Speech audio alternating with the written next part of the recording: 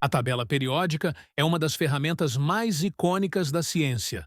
Ela não só organiza todos os elementos químicos conhecidos, como também conta a história do nosso universo e das substâncias que compõem tudo ao nosso redor. Nesse vídeo, vamos aprender a origem dos elementos químicos pela teoria do Big Bang, a história da tabela periódica e também a organização e classificação da tabela periódica.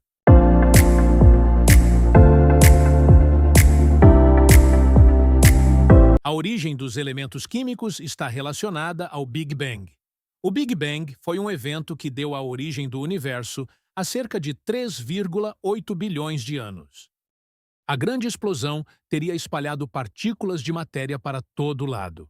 Aos poucos, essas partículas se combinaram e formaram núcleos, átomos e moléculas, que, por sua vez, formaram os materiais dos corpos e astros celestes.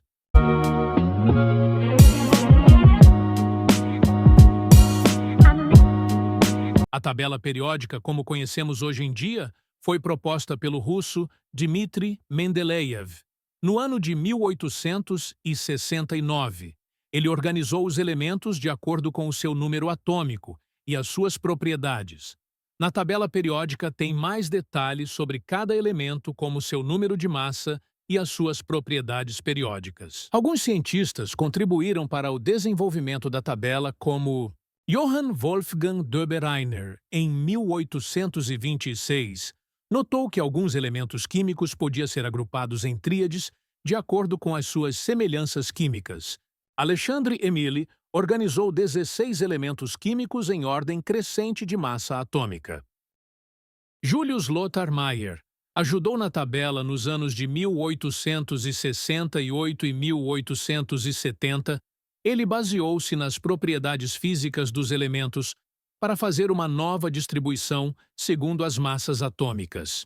Dmitry Mendeleev, em 1869, ele organizou os elementos de propriedades semelhantes em grupos e os colocou de ordem crescente em massa.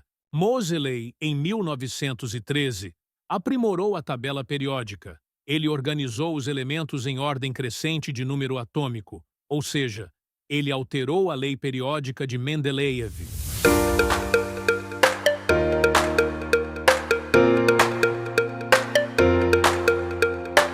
A tabela periódica é uma ferramenta imprescindível para o químico ou estudante de química, pois ela agrupa uma quantidade enorme de informações úteis no estudo da química. Mas para isso, é preciso saber usá-la. Atualmente, conforme determinação da Organização de Química, que normatiza a linguagem química, LUPA, os grupos são identificados pela numeração de 1 a 18. Em tabelas antigas, a representação era feita por algarismo romanos, seguidos das letras A, grupos 1, 2 e de 13 a 18, ou B3 a 12. Alguns desses grupos são conhecidos por um nome específico, enquanto outros o são pelo nome do primeiro elemento. O hidrogênio, cujos átomos são responsáveis por aproximadamente 70% da massa do universo, é um caso especial na classificação dos grupos. Seus átomos e substâncias possuem algumas propriedades semelhantes às dos elementos do grupo 17, os halogênios, e configuração eletrônica semelhante à dos elementos do grupo 1, apesar de não ser um metal. Por esse motivo, embora seja colocado acima do grupo 1 em várias tabelas, lembre-se de que ele não pertence a esse grupo. Seu estudo é feito de maneira isolada dos demais. Em algumas tabelas, chega-se a colocar o hidrogênio separado de todos os outros elementos. A maioria dos elementos químicos é classificada como metal, por suas substâncias apresentarem propriedades metálicas. Os metais são boa condutibilidade térmica e elétrica.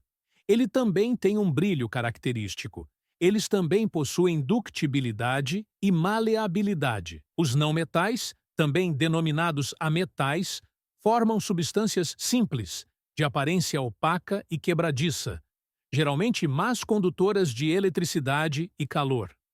Um exemplo é o telúrio, que hoje é empregado em larga escala industrial na fabricação de espoletas, na vulcanização de borracha em fios de resistências elétricas. Em algumas tabelas apresentam uma terceira classificação, os semimetais, na qual se encaixariam os elementos B, Si, Ge, As, Sb, T e Pô.